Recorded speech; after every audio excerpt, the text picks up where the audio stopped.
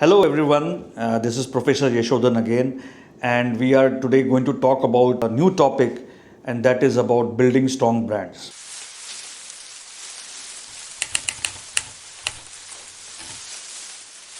And what we're going to do is talk some of the very basic fundamental things about how you build a brand.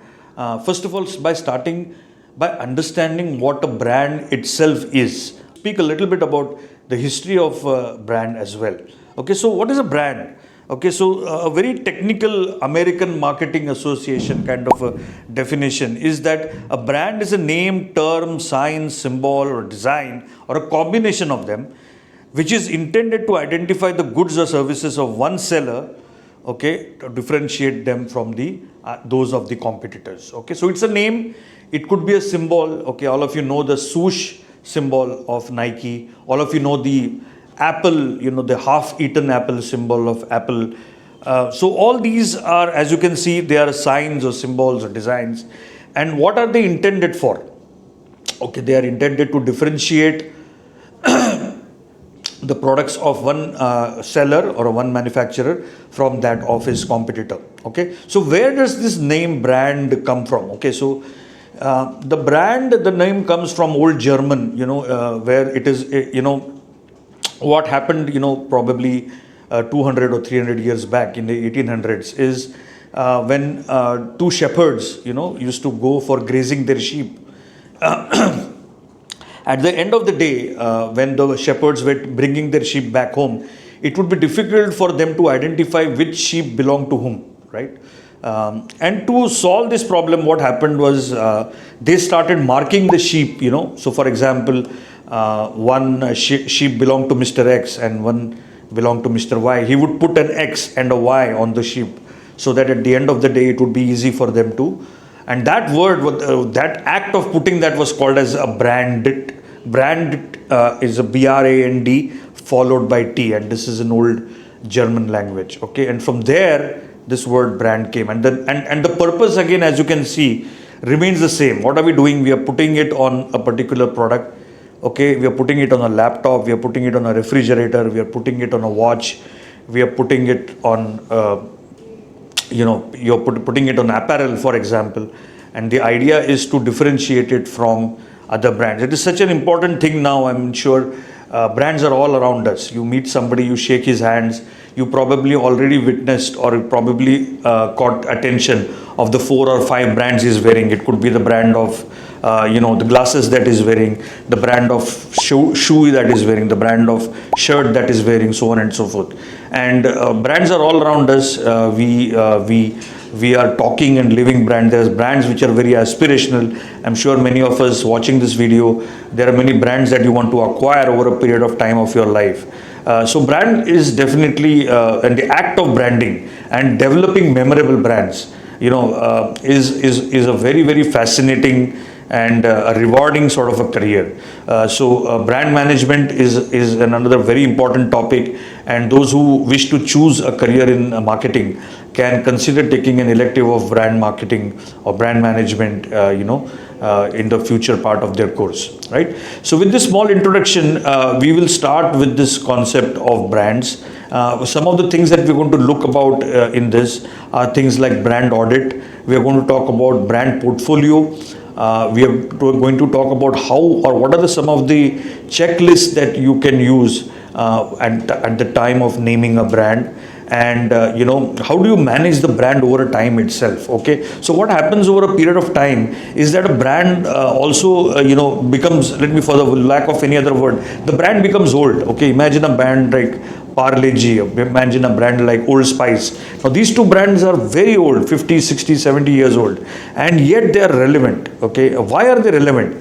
Is because they are continuously doing some things, continuously reimagining themselves, continuously trying to keep themselves relevant to the target consumers, and needless to mention, they are extremely successful in their efforts.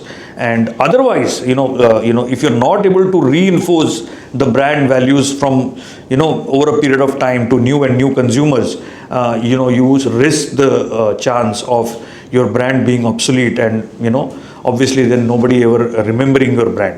So this is an extremely important exercise, okay, which is to keep the brand relevant, and managing the brand across the time. To continue our discussion on brands further, okay, I want to take one very important topic about how do you build a brand, okay, and what are some of the strategies or sources that you can use in order to build a brand. There are several tools that you can use in order to build a brand. The first one is being associated with things, or what things can you get associated with? You can get associated with events. You can get associated with causes. You can get associated with third party endorsement. So let me give an example. Event. So you can get associated with something like a marathon, okay, and then you could have a Standard Chartered marathon or a TCS marathon, and obviously then over a period of time that event becomes your identity, okay, the Vivo IPL or the Tata IPL, so getting associated with an event, is a very good source of creating brand recall, creating brand equity. The next is being associated with a cause, okay. So you stand for a cause, you stand for, let's say, you want to sustainability as a cause. You want to make products which are sustainable. You want green, want to reduce the pollution in the air. You want to do something good for women. Okay, so Procter and Gamble, for example, runs this campaign called as a Shiksha campaign. And so if you buy any of the P&G products, Head and Shoulders, Pantene, Whisper, some part of their profits or some part of their money goes to this Project Shiksha. Okay, so this is about being associated with a cause. Third party endorsements, okay, being endorsed by a third party. For example, this toothpaste is approved by the Indian Dental Association, right? So getting yourself approved by third party, ISO certifications, companies get ISO certified, or companies go for those kind of things so that they can be associated with a particular type of a quality. See, a brand could be associated with people. Okay, so what are people? It could be endorsers. Okay, it could be employees also. So employees could also be, your brand ambassadors at the same time. In order to understand the concept of branding, let me give you an example of an actual experiment that was conducted by some researchers in the US. So what they did was they went to a school, of toddlers, 6-year-old kids, and what do kids hate to eat? I'm sure there's an obvious answer there. Kids don't like to eat veggies, right? So what these researchers did was, in one group of students, or students in one division, they were given veggies in a brown bag, okay, an empty brown bag. And students in another division, they were given veggies in a brown bag which had a McDonald's logo on it, right? So this experiment was conducted, and obviously after the kids consumed the veggies, they were asked an obvious question: how did you like the veggies? And if you were given these veggies again, would you like to have them? Now what happened? What do you think would have been the responses? Now the responses are very, very obvious if you ask me. What happened was the kids which had veggies from that McDonald's branded brown bag, all of them started saying that, oh, these veggies are extremely delicious. These veggies are very tasty, and we would love to have them every day. And exactly opposite happened with the way the responses that were received from the other division, who were given the same veggies, mind you, in an empty brown bag. So this brown bag was empty; it did not have any logo on it, right?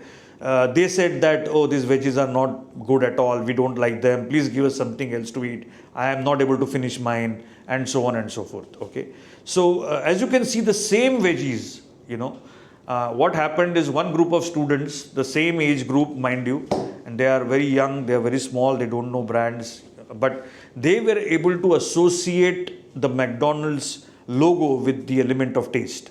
Okay, they believed that whatever they were consuming from a McDonald's bag, the taste of that McDonald's brand sort of rubbed onto those veggies, and the same veggies became more tasty just because they were in the McDonald's bag. Okay, so this is a very good experiment which actually gives us an insight into understanding the power of brand. Okay, the veggies were the same, Whether they were tasty or not, that's a different issue. But the veggies were exactly the same. And what has happened is the kids which consumed it from a McDonald's bag found them to be very, very tasty.